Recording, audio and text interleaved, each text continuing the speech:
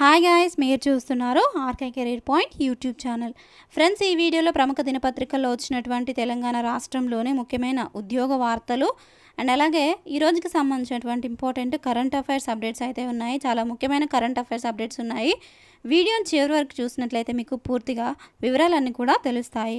And అలాగే ఎవరైతే వీడియోని చూస్తున్నారో మీకు కరెంట్ అఫైర్స్ టెస్ట్లు కనుక డైలీ ఫ్రీగా రాయాలి అనుకున్న వారికి డిస్క్రిప్షన్లో లింక్స్ ఉంటాయి. వాటిని క్లిక్ చేసి ఓపెన్ చేసి డైలీ మీరు ఫ్రీగా ఈ యొక్క కరెంట్ అఫైర్స్ టెస్ట్లు అయితే ప్రాక్టీస్ చేసుకోవచ్చు.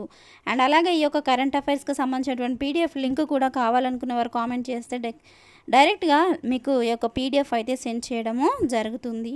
అండ్ అలాగే టీజీపీఎస్సీ నుంచి కూడా అప్డేట్స్ ఉన్నాయి. ఆ యొక్క అప్డేట్కి సంబంధించినటువంటి లింక్స్ కూడా డిస్క్రిప్షన్లో ఉంటాయి. మీరు ఆ యొక్క లింక్స్ క్లిక్ చేసి పీడిఎఫ్ డైరెక్ట్గా డౌన్లోడ్ చేసుకోవచ్చు. ముందుగా టీజీపీఎస్సీ నుంచి రిజల్ట్స్కి సంబంధించినటువంటి అప్డేట్ చూద్దాము. అసిస్టెంట్ ఎగ్జిక్యూటివ్ ఇంజనీర్ పోస్టులకు సంబంధించి గత కొన్ని రోజులుగా మనకి వివిధ డిపార్ట్మెంట్లకు సంబంధించినటువంటి రిజల్ట్స్ అయితే రిలీజ్ చేస్తున్నారు. సో ఇప్పుడైతే ఈ యొక్క అసిస్టెంట్ ఎగ్జిక్యూటివ్ ఇంజనీర్లో పోస్టులోని ఎలక్ట్రికల్ డిపార్ట్మెంట్కి సంబంధించినటువంటి ప్రొవిజనల్ సెలెక్షన్ లిస్ట్ అయితే మనకి రిలీజ్ చేశారు. వీటికి సంబంధించినటువంటి ఎవరెవరైతే ఏ జోన్లో సెలెక్ట్ అయ్యారు అనేటువంటి డీటెయిల్స్ ఇక్కడ మెన్షన్ చేశారు. మల్టీ జోన్ 1 క్యాండిడేట్స్లో ఇక్కడ 49 క్యాండిడేట్స్ సెలెక్ట్ అయినట్లుగా ఇక్కడ క్లియర్గా మెన్షన్ చేశారు. మల్టీ జోన్ 2లో వచ్చేసి సెలెక్ట్ అయినటువంటి క్యాండిడేట్ లిస్ట్ కూడా ఇక్కడ మెన్షన్ చేశారు. దీని లింక్ డిస్క్రిప్షన్లో ఉంటుంది. క్లిక్ చేసి మీరు పీడిఎఫ్ డైరెక్ట్గా డౌన్లోడ్ చేసుకొని మీ యొక్క హాల్ టికెట్ నెంబర్ ఉందా లేదా అనేది చెక్ చేసుకోండి. ఇక నెక్స్ట్ అప్డేట్ చూద్దాము. టీజీపీఎస్సీ వెబ్సైట్లో డిఏఓ పరీక్ష హాల్ టికెట్లు.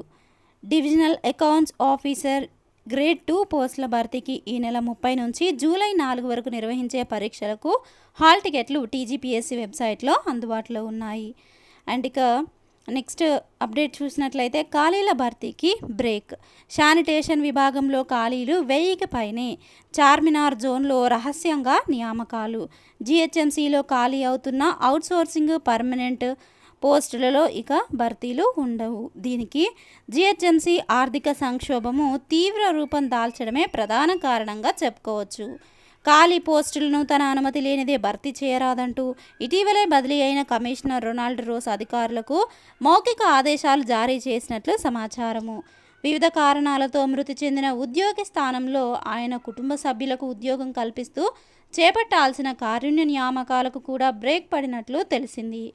ఫలితంగా జిహెచ్ఎంసీ ఉద్యోగుల సంఖ్య తగ్గుతూ పనిభారము పెరుగుతోంది. దీంతో జిహెచ్ఎంసీ అందించే సేవలపై నేరుగా ప్రభావం చూపుతోందన్న విమర్శలు వెల్లువెత్తుతున్నాయి.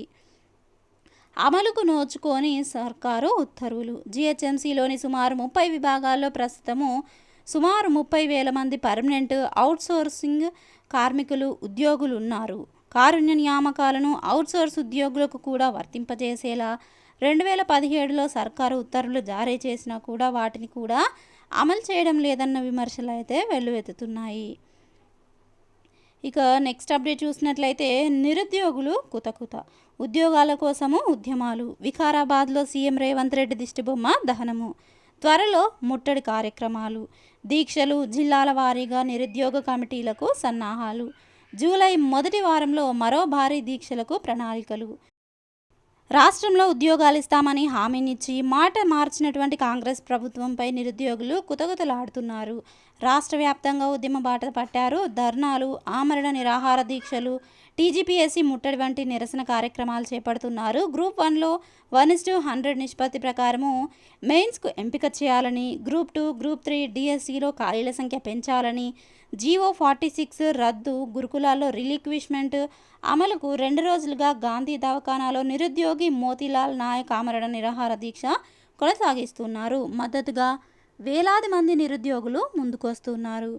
సీఎం రేవంత్ రెడ్డి నయవంచనకు పాల్పడ్డారంటూ ఆగ్రహము వ్యక్తం చేస్తున్నారు. ఇక ఉద్యోగాల ప్రస్తావనే లేదు అంటూ గత ఎన్నికల్లో కాంగ్రెస్ను గెలిపించినటువంటి నిరుద్యోగుల అంశమే తిరిగి ఆ పార్టీని వెక్కిరిస్తుంది. అధికారంలోకి వచ్చిన కేవలం 6 నెలల్లోనే సీఎం రేవంత్ రెడ్డిని గద్దె దించాలి అని నిరుద్యోగులు భావించే పరిస్థితి వచ్చింది అని మాజీ ఎమ్మెల్సీ నాగేశ్వర్ అన్నారు. కాంగ్రెస్ మేనిఫెస్టోలో ప్రస్తావించినటువంటి విధంగా జాబ్ క్యాలెండర్ ఎందుకు విడుదల చేయడం లేదని ప్రశ్నించారు. 2 లక్షల ఉద్యోగాలు భర్తీ చేస్తామని ప్రకటించారని గుర్తు చేశారు. ఇప్పటి వరకు 1,00,000 ఉద్యోగాలు ఇవ్వాలి కదా అని నిలదీశారు. ఇక నెక్స్ట్ అప్డేట్ చూసినట్లయితే జాబ్ మేళాలను సద్వినియోగం చేసుకోవాలి. ఉద్యోగ అవకాశాల కల్పనకు నిర్వహిస్తున్నటువంటి జాబ్ మేళాలను యువత సద్వినియోగం చేసుకోవాలని కలెక్టర్ పమేలా సత్పతి సూచించారు. కొత్తపల్లిలోని ఓ ప్రైవేట్ గార్డెన్లో మంగళవారం రాష్ట్ర ప్రభుత్వ యువజన సర్వీసుల శాఖ నిర్వహించినటువంటి మెగా జాబ్ మేళాను మానకొండూరు ఎమ్మెల్యే సతీమణి కవ్వంపల్లి అనురాధతో కలిసి ప్రారంభించారు. జాబ్ మేళాలో 68 కంపెనీల ప్రతినిధులు పాల్గొనగా సుమారు 6,000 మంది అభ్యర్థులు హాజరయ్యారని అధికారులు వెల్లడించారు. ఇక డైలీ ఇలాంటి ఈ యొక్క జాబ్ మేళాస్కి సంబంధించినటువంటి అప్డేట్స్ అయితే ఇస్తూ ఉంటాను.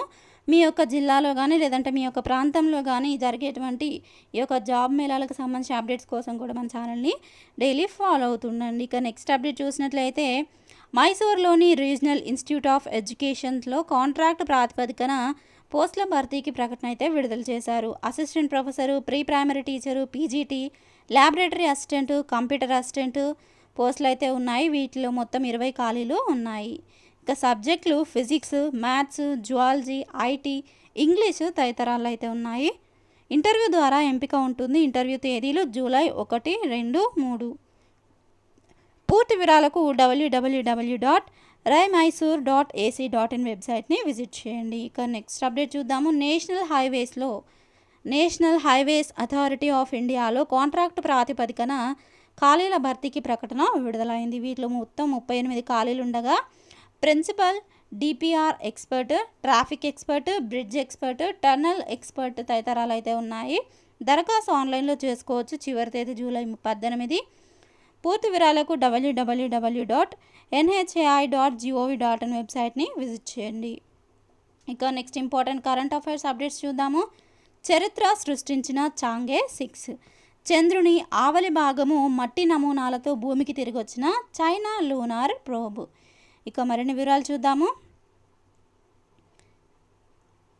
చంద్రుని ఆవలి భాగము ఉపరితలాన్ని పరిశోధించేందుకు గత నెలలో చైనా ప్రయోగించిన చాంగే 6 లూనార్ ప్రోబ్ అక్కడి మట్టి నమూనాలను తీసుకుని విజయవంతంగా భూమికి తిరిగొచ్చింది. ఉత్తర చైనాలోని ఇన్నర్ మంగోలియా ప్రాంతంలో మంగళవారం మధ్యాహ్నము 2 గంటల 7 నిమిషాలకు చాంగే 6 రిటర్న్ క్యాప్సూల్స్ ల్యాండ్ అయినట్టు చైనా జాతీయ ఖగోళ పరిశోధన సంస్థ వెల్లడించింది. దీంతో చంద్రుని ఆవలి భాగం మట్టి నమూనాలను భూమికి తీసుకొచ్చిన తొలి దేశంగా చైనా రికార్డులకెక్కింది. ఇప్పటి వరకు దక్షిణ ధృవాన్ని ఏ దేశమూ అన్వేషించలేదు. చాంగే 6 లూనార్ ప్రోబ్ గత నెల 3న భూమి నుంచి బయలుదేరి జూన్ 2న చంద్రుని దక్షిణ ధృవంలోకి ఐట్కిన్ బేసిన్లో దిగింది. ఇక నెక్స్ట్ అప్డేట్ చూసినట్లయితే 41,000 క్రిందటి పక్షి గూడు గుర్తింపు. ఆంధ్రప్రదేశ్లోని ప్రకాశం జిల్లాలో వడోదరలోని ఎంఎస్ విశ్వవిద్యాలయానికి చెందినటువంటి పురావస్తు శాస్త్రవేత్తల బృందము జర్మనీ, ఆస్ట్రేలియా, యుఎస్కు చెందినటువంటి సైంటిస్టులతో కలిసి పరిశోధనలు చేశారు. ఈ క్రమంలో 41,000 సంవత్సరాల క్రితం నాటి నిప్పుకోడి గూడు కనిపెట్టారు. 40 కిలోల కంటే ఎక్కువ బరువున్న జంతువులు ఎందుకు అంతరించిపోయాయని చేస్తున్నటువంటి పరిశోధనలో భాగంగా ఈ పక్షి గూడుని వారు కనుగొన్నారు. ఈ గూడులో 9 నుంచి 11 గుడ్లు ఉండేవని పేర్కొన్నారు. వీటి గుడ్లు ఒక్కోటి 10 అడుగుల వెడల్పు ఉంటుంది. గతంలో దక్షిణ భారతదేశంలో 3,500 నిప్పు కోడి గుడ్ల పెంకులు శాస్త్రవేత్తలు కనుగొన్నారు. ఇంతకుముందు చూసినటువంటి కరెంట్ అఫైర్స్ అప్డేటే, దానికి సంబంధించి మరిన్ని డీటెయిల్స్ డీప్గా ఇక్కడ ఇవ్వడం జరిగింది. ఇంట్రెస్ట్ ఉన్న క్యాండిడేట్స్ అయితే ఒకసారి PDF డౌన్లోడ్ చేసుకొని చదవండి. చంద్రుడి ఆవలి వైపు నుంచి మట్టిని తెచ్చినటువంటి చైనా 2 కిలోల శాంపిల్స్తో భూమికి చేరిన వ్యోమనౌక. చందమామ ఆవలి వైపు ఉపరితలం నుంచి మట్టి శిలల శాంపిల్స్ను చైనా వ్యోమనౌక చాంగే 6 విజయవంతంగా భూమికి తీసుకువచ్చింది. ఇక ఆర్బిటర్ రిటర్న్తో అనుసంధానమై 13 రోజులు లూనార్ ఆర్బిట్లోనే తిరిగాక భూకక్ష వైపు ప్రయాణించింది. మంగళవారం చైనాలోని ఇన్నర్ మంగోలియాలో రిటర్న్ మాడ్యూల్ విజయవంతంగా దిగింది. చంద్రుని అవతల వైపు ఉపరితలము లోయలు, కొండలు, బిలాలతోనే నిండి ఉంది. ఈ శాంపిల్స్ను స్టడీ చేయడం ద్వారా చంద్రుడి ఉపరితలంపై రెండు వైపులా ఉండేటువంటి భౌగోళిక తేడాలను గుర్తించేందుకు వీలు కానుంది. ఇక నెక్స్ట్ అప్డేట్ చూసినట్లయితే 50 ఏళ్ల తర్వాత స్పీకర్ ఎలక్షన్. ఎన్డీఏ నుంచి ఓం బిర్లా, ప్రతిపక్షం నుంచి సురేష్ నామినేషన్. వివరాలు చూస్తే ఈరోజు 11 గంటలకు సీక్రెట్ బ్యాలెట్ ద్వారా ఓటింగ్. డిప్యూటీ స్పీకర్ కోసము పట్టుబట్టినటువంటి ప్రతిపక్షాలు. ఇక వివరాలు చూస్తే 50 సంవత్సరాల తర్వాత లోక్సభ స్పీకర్ పదవి కోసము ఎన్నికలు జరుగుతున్నాయి. ఎన్డీఏ కూటమి తరపున రాజస్థాన్లోని కోటా లోక్సభ సెగ్మెంట్ నుంచి గెలిచినటువంటి ఓం బిర్లా బరిలో ఉన్నారు. ఇండియా కూటమి తరపున కేరళలోని మలివేకర నియోజకవర్గం నుంచి విజయం సాధించిన కొడిక్నిల్ సురేష్ పోటీ చేస్తున్నారు. ఈ మేరకు మంగళవారం ఓం బిర్లాకు మద్దతుగా ప్రధానమంత్రి నరేంద్ర మోదీ, కేంద్ర మంత్రులు అమిత్ షా, జేపీ నడ్డా, టీడీపీ, జేడీయూ, జేడీఎస్లతో పాటు తదితర అందరూ కూడా ఈ యొక్క మద్దతునైతే ప్రకటించినట్లుగా ఇక్కడ తెలియజేశారు. ఇక బుధవారం ఉదయం 11 గంటలకు సీక్రెట్ బ్యాలెట్ ద్వారా ఓటింగ్ నిర్వహిస్తారు. పోలైనటువంటి ఓట్లలో సగానికి పైగా ఓట్లు వచ్చినటువంటి అభ్యర్థి స్పీకర్గా ఎన్నికవుతారు.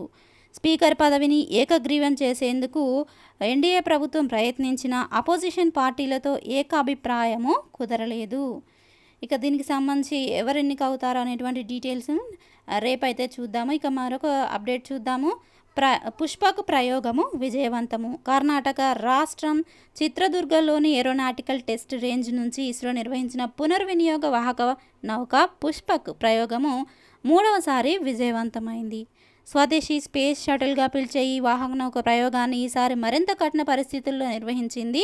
నింగిలోకి ప్రయోగించే ఉపగ్రహాల విడిభాగాలు, వాటిని తీసుకెళ్లే వాహక నౌకల పునరుద్ధరణ దిశగా ఇస్రో పుష్పక్ ప్రాజెక్టును చేపట్టింది.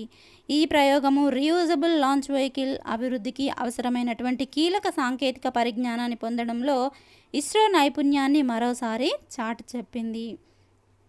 పుష్పక్ను ఇండియన్ నేవీకి చెందినటువంటి చినూక్ హెలికాప్టర్ ద్వారా నింగిలోకి తీసుకెళ్లి రన్వేకి 4 కిలోమీటర్ల దూరంలో 4.5 కిలోమీటర్ల ఎత్తు నుంచి జారవిడిచారు. అనంతరము తనంతట తానుగా క్రాస్ రేంజ్ కదలికలను నియంత్రిస్తూ పుష్పక్ రన్వే దిశగా వచ్చి సెంటర్ లైన్ వద్ద ఖచ్చితమైన సమాంతర ల్యాండింగ్ను ప్రదర్శించింది.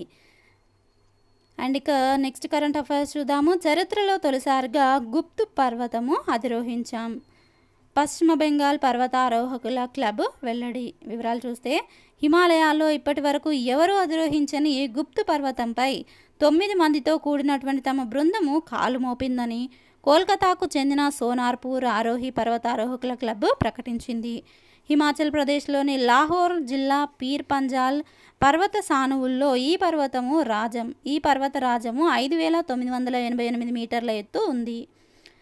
చుట్టూ ఎత్తైన కొండలు ఉండటము, ప్రత్యేకమైన భౌగోళిక పరిస్థితుల వల్ల ఈ పర్వతాన్ని చూడటము, కనీసం ఫోటో తీయడం కూడా సాధ్యం కాదని నిపుణులు చెబుతూ ఉంటారు. అందుకే దీనిని గుప్త్ పర్వతం అనే పేరు ప్రచారంలోకి వచ్చింది. దీనిని అధిరోహించేందుకు జూన్ 3న 9 మందితో కూడిన పర్వతారోహకుల బృందము కోల్కతా నుంచి యాత్రను ప్రారంభించింది. మంగళవారం ఉదయం 8:45 గుప్త్ పర్వతం పైకి చేరుకుంది. సోనార్పూర్ ఆరోహికి నిర్వాహకులు ఈ విషయాన్ని వెల్లడించారు. ప్రస్తుతం బృంద సభ్యులు క్రిందకు దిగుతూ ఉన్నారని, వారంతా కూడా సురక్షితంగా ఉన్నారని తెలిపారు. సో ఫ్రెండ్స్, చూసారు కదా, ఈ రోజుకి సంబంధించినటువంటి ముఖ్యమైన కరెంట్ అఫైర్స్ అప్డేట్స్ అండ్ అలాగే జాబ్ అప్డేట్స్. ఈ వివరాలు కనుక మీకు నచ్చినట్లయితే తప్పకుండా వీడియోని లైక్ చేసి ఇలాంటి అప్డేట్స్ కోసం మన ఛానల్ సబ్స్క్రైబ్ చేసుకొని ఫాలో అవుతూ ఉండండి. Thank you friends, thanks for watching this video. Have a nice day. Bye.